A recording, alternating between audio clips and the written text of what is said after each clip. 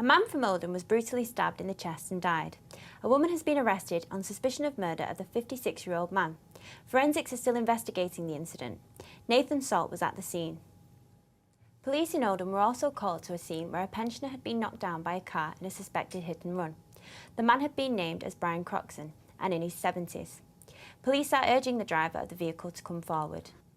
Two boys aged between 12 and 14 took it in turns to threaten traders on Manchester's Christmas markets with a knife.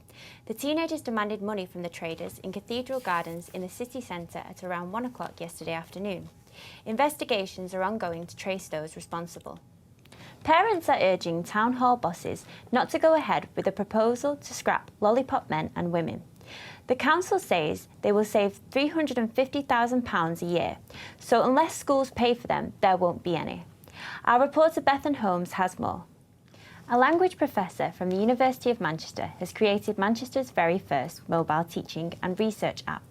The app focuses on discovering how different communities interact and uses flags to show which nationalities are based around Manchester. A man who suffered from serious injuries from a crash during a police chase died yesterday. Declan Blackburn was left in a critical condition following the crash on Councillor Lane in Cheadle in the early hours of the 24th of November. And finally, it's a sad day for Coronation Street fans. Bosses moved filming from the city centre location, which was famous for its tours on the famous streets in Manchester, to nearby Media City last year. But fans will be sad to see the set looking so different from its former glory that has been loved since it started in the 1960s, with filming taking place at this location since the 1980s.